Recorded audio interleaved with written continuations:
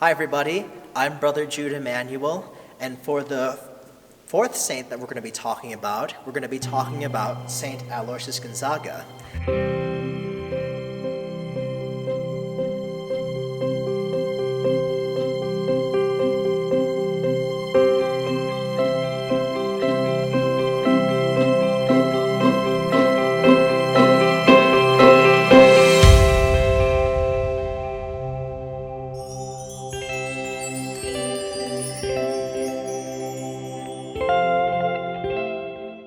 One of my saints and one of my friends, somebody that I got to know before Padre Pio and was supposed to be my confirmation saint.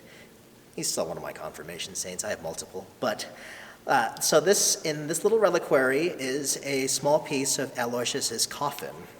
So this would be a second-class relic. So what's unique about Aloysius Gonzaga is somebody that I related to. So Aloysius Gonzaga was somebody who loved to pray, loved our Lord, came from a very Catholic background, but also was somebody who was stubborn and impatient. I mean, definitely if his way wasn't met, he would throw big tantrums. And definitely would keep going and throwing tantrums until he got his way. Now, because he also came from a Catholic family, Catholic guilt hit him as soon as he got his way, and he begged for forgiveness and tried again.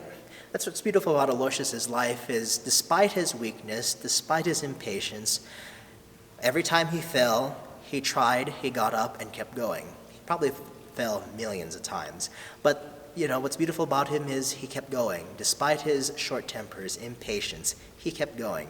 And he also demonstrates to us of how God can work with our weakness. A spiritual director once told me, God writes straight with crooked lines. So Aloysius's stubbornness actually is what brought him to join the Jesuits. His father, because he comes from a family of very wealthy people and of royal bloodline, I think actually he was a prince and was next to be enthroned. His father wanted him to take over the throne, but he was insisted after reading and meeting the Jesuits, wanted to join the Jesuits. So his father was insistent, like, no, you're gonna take over my spot and you're gonna be the ruler. He's like, no, I want to join the Jesuits. So, there was this tension between him and his father knowing him very well, tried to dissuade him in several ways, but Aloysius' stubbornness definitely would not move. And I think that was God's way of saying, I want you to enter the Jesuits. So finally, God's way through Aloysius' stubbornness was made through. He entered the Jesuits at a young age and began formation for the priesthood. And Aloysius' formation of the priesthood, definitely he was somebody who had many gifts, many talents and abilities. He was definitely somebody who was smart, who knew his stuff, devoted his time to prayer and studies, and was very close to the Lord. But he also was somebody who took all his struggles with him, the impatience, the stubbornness, with him in formation. He was somebody who was very idealistic and had ideals for holiness. But his formators had to teach him how to be more human and how to taper him down and bring him down to earth. So Aloysius definitely had his set of struggles, but he didn't give up. Rather, he kept going, he kept surrendering to the will of God, and kept humbling himself. So Aloysius was definitely somebody who strove for holiness. Despite how difficult it was, and sometimes he fell, he definitely got up and kept trying again.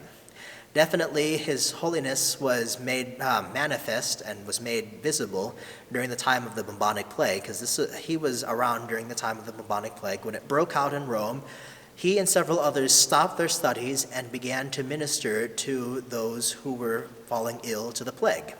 He himself actually caught it while carrying a man who was dying with it and caught ill. Now, he did recover, but unfortunately got ill again and died at the age of 23. But what's beautiful about him, though, is his willingness to be attentive to prayer, to keep striving, and to keep growing in holiness through humility. He took a risk. He took a risk in his priesthood studies, stopped it, and began to minister to those who were in need, those who were dying, those who were in need of the love and mercy of God. He reached out and did that. He took a risk, and what attracts me about him is he definitely demonstrates to us that the Christian life is a life that is worth taking a risk for the Lord, for his love, and being a witness to the gospel. I mean, Christian life is not supposed to be comfortable. It's supposed to be a life centered on the Lord and also taking the risks. But forth from that, the Lord was able to write a story, a beautiful story about Aloysius Gonzaga and how brave he was in the midst of turmoil. And I think he speaks loudly in our times today for sure.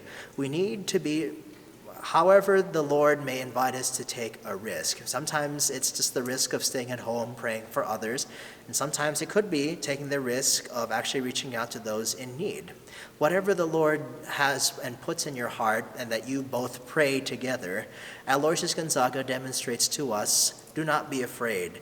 Reach out and say yes to the Lord, no matter how risky things are. So thank you guys for tuning in today. I hope you were inspired to pray to your saint, actually, and get to know your saint a little bit more and foster devotion to him or her, whoever that saint may be.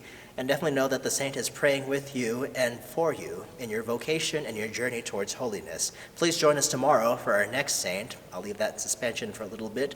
But please keep plugging in and tuning in to our various videos. God bless you.